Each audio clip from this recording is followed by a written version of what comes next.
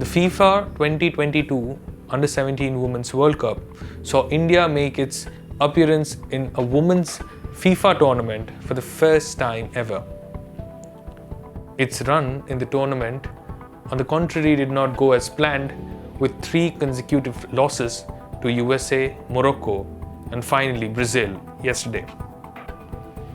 When we talk about what went wrong for the Indian side, then we need to talk about the strategies that the team used in the first match. The team tried to do zonal marking against a side which was much taller than India.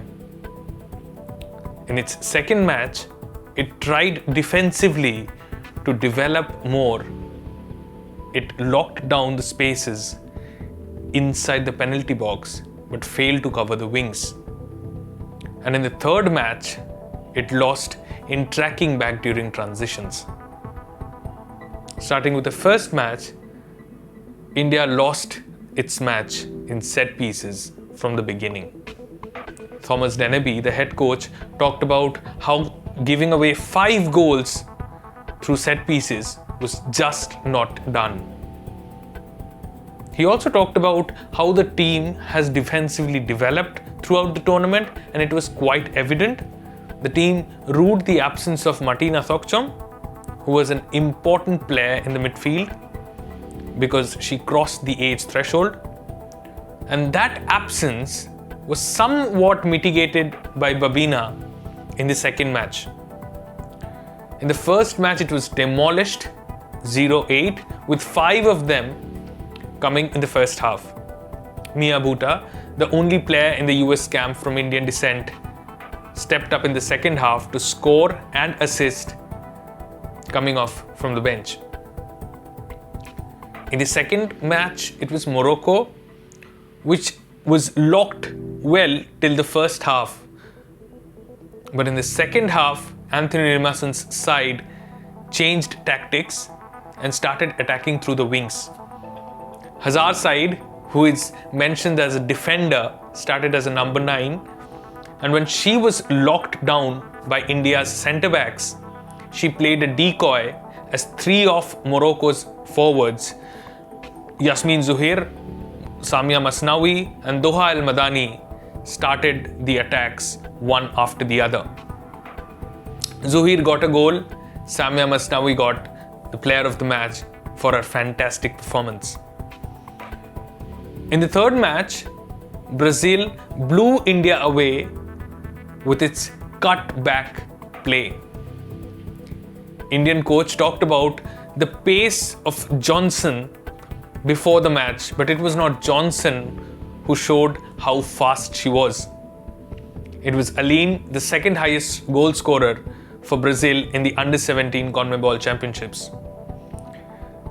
She was one of the most important players through the wings, delivering the ball, and she scored 2 goals, the last of which was a stunner from outside the box, curling into the net.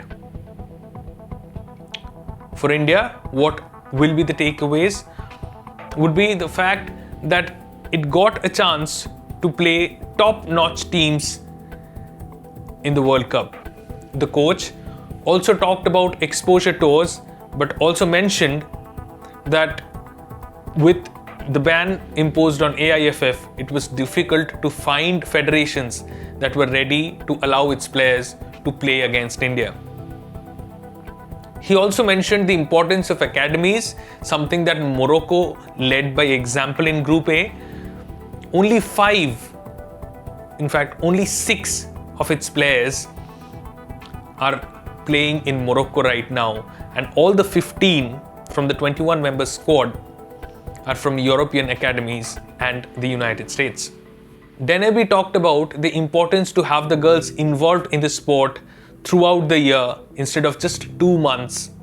He said that 2 months of practice and then going back home and resting would push them back to where they started. The problems for India were clear. 1, they lacked pace.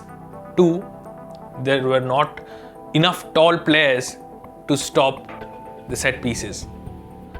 However, India would be proud that it got the opportunity to play against two of the favorites, the USA and Brazil, in the group stages of the World Cup. It also saw some leaders emerge from the tournament. Asta Morao leading the team throughout the tournament, led by example, representing the mood of the camp to the press after the matches.